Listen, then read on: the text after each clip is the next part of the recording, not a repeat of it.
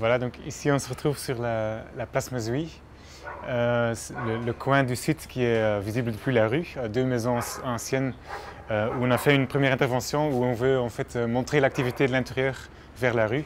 Donc les bureaux de l'équipe de Zenneke seront installés dans les deux maisons ici et on va aussi retravailler la grande porte d'entrée. On va le revitrer et le rendre beaucoup plus accueillant pour le site. Ce sont des bâtiments qui sont investis par l'ASBL Zenneke, Oui. donc qui organise la Zenneke Parade. Oui, c'est ça. Alors on ne s'imagine pas, lorsqu'on les voit défiler dans les rues de Bruxelles, qu'il y a un travail au quotidien pour faire en sorte que ces gens puissent défiler, créer les costumes, etc. Donc il faut quand même des locaux assez importants. Oui, oui, oui. Depuis quelques années, ils ont ce bâtiment-ci justement pour préparer. Et vraiment, la préparation de la parade prend deux ans, des années. C'est pas seulement créer les chars et les costumes. Ils y couplent aussi une formation. Chaque année, il y a un groupe de gens qui est formé comme des métallos, comme des ouvriers en métal, ici dans leurs ateliers. Donc ils en profitent aussi pour apprendre des choses aux gens.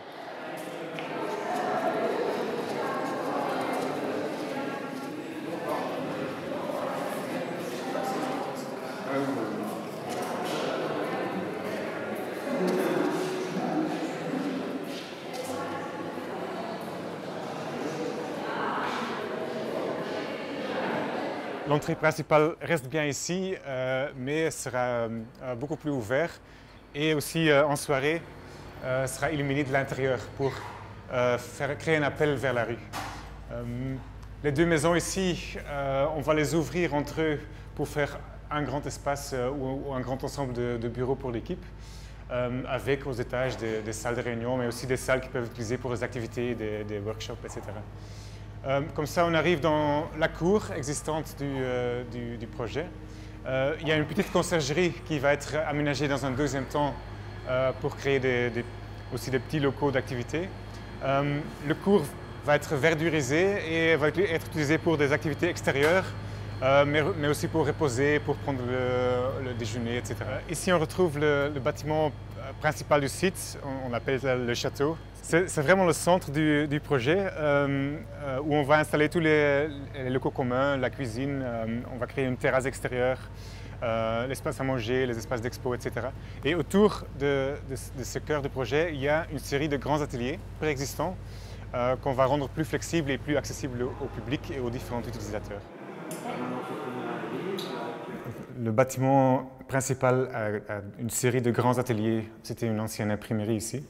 On a en fait réouvert et recréé des connexions entre ces grands espaces qui sont à l'échelle des grands chars qui sont produits ici.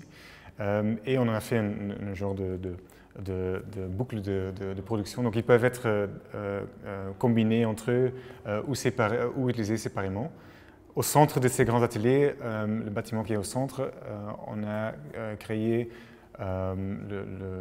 l'endroit de partage, l'endroit de rencontre, avec une cuisine, une cantine ouverte, des espaces, des locaux d'activité, justement où tous ces gens peuvent se réunir et se partager les idées. Et donc votre intervention, c'est d'essayer de reconnecter ou de remailler un peu ces différents bâtiments pour qu'ils soient utilisables pour la Zenneke, mais pas se dire « ok, j'ai un site ici, je vais tout abattre et tout reconstruire ». On utilise l'existant. Oui. Notre travail ici, c'est absolument pas de faire une intervention architecturale magnifique qui se diffère de l'existant, mais plutôt de vraiment s'intégrer dans l'existant et de le revaloriser. Mais c'est ça qui est intéressant parce qu'on peut alors commencer à parler de votre collaboration avec Rotor parce que moi c'est ce qui m'impressionne dans ce projet, c'est que quelque part vos plans d'architecture sont en pointillés en se demandant la fenêtre elle va venir à un endroit mais on ne sait pas quelle fenêtre on va avoir.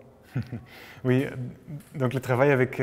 en fait, dès le début du projet, On a travaillé en co-création, vraiment. Donc, Rotor n'est pas du tout juste un consultant ici. Ils sont dès le début avec Zenneke même et avec nous autour de la table pour inventer et créer le projet. Et donc, on réfléchit vraiment dans chaque étape autour de cette question de matériaux de réemploi. Et l'exemple que vous donnez, c'est une partie qui a une nouvelle façade, où on va utiliser des châssis récupérés. Mais donc ça dépend vraiment de qu'est-ce qui est disponible sur le marché au moment qu'on va le construire. Donc au moment du permis, qui est 2 ans plus tôt, plus ou moins, on ne savait pas encore quelle fenêtre ça allait. Donc on a introduit une façade plus ou moins ce que ça allait être avec une marge de manœuvre. Mais la marge de manœuvre, elle va aussi, j'ai trouvé dans la cave toute une série de portes. Oui. Je suppose que vous avez récupéré ces portes quelque part, peut-être ici ou sur d'autres chantiers. Oui. Mais l'escalier du patio ici, c'est l'escalier qui était dans le bâtiment Baudouin à Isère. Oui. Entre-temps, on peut commencer à faire une carte de Bruxelles d'où viennent tous les matériaux. Oui. C'est assez intéressant. On a une groupe qui vient du tour sur la place de Brocaire. On a 3000 m² d'isolant qui vient des tours WTC. Et on a cet escalier qui vient du bâtiment du gouvernement flamand et qui sera retravaillé justement par l'atelier métal de Zenneke. Ils vont un peu tuner pour pouvoir l'installer ici dans le patio. Oui.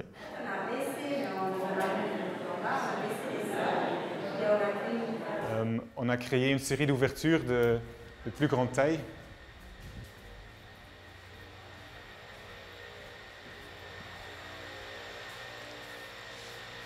Voilà. Ici, on se retrouve dans un des ateliers existants. On en a 5 comme ça, avec une belle taille et aussi un caractère assez magique.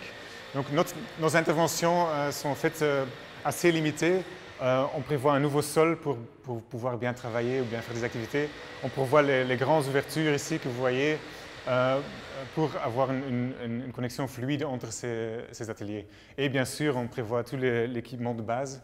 D'électricité, ventilation, etc. Donc ces grands ateliers restent en fait assez flexibles dans l'utilisation.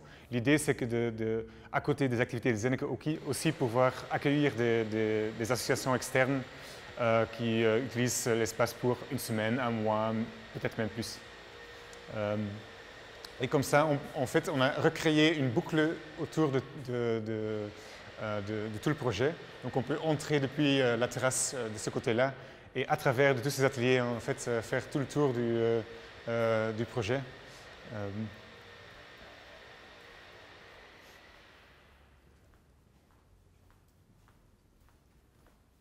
Voilà, pour le moment, l'atelier métal de Zenneke est installé ici pendant le chantier.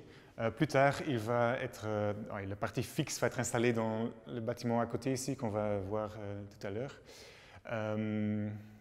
Et cet espace-ci devient un de ces grands ateliers polyvalents. On a surtout libéré l'architecture, enlevé les faux plafonds, on va revitrer les parties qui ont été bloquées dans le temps. Donc c'est vraiment aussi un travail de retrouver les qualités existantes du bâtiment.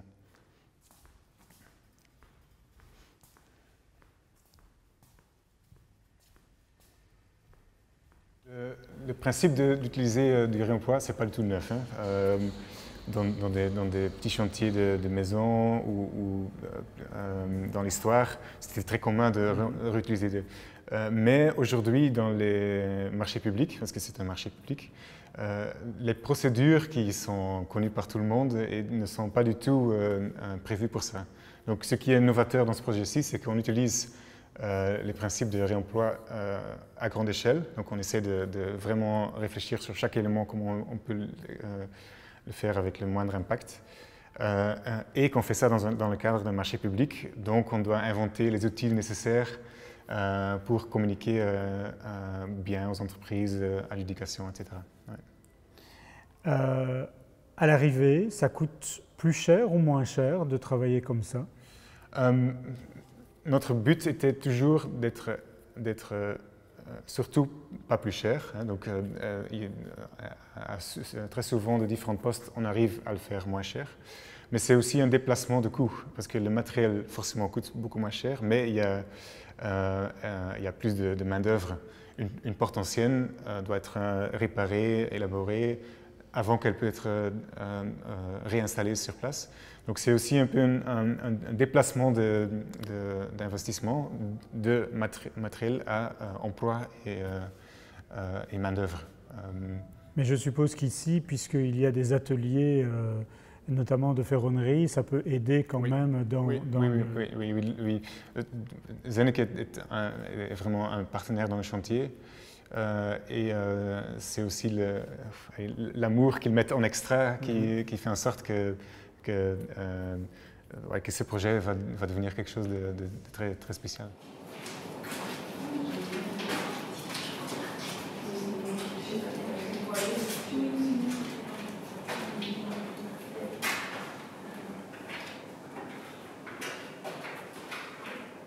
Donc ici, on est dans un autre bâtiment juste à côté qui est connecté au rez-de-chaussée mais aussi au -1. Et on a décidé d'organiser toutes les fonctions fixes, les stocks, l'atelier métal, etc. ici dans cette partie-là, justement pour libérer les autres espaces et pour les rendre plus flexibles dans l'utilisation. Donc au rez-de-chaussée, on aura un atelier métal, un atelier bois, les stocks métal, les stocks bois, etc. Au -1, il y aura le stock matos des Zenneke même. Ils ont un grand stock de matériaux de récupération qu'ils utilisent justement pour créer leur parade chaque des années.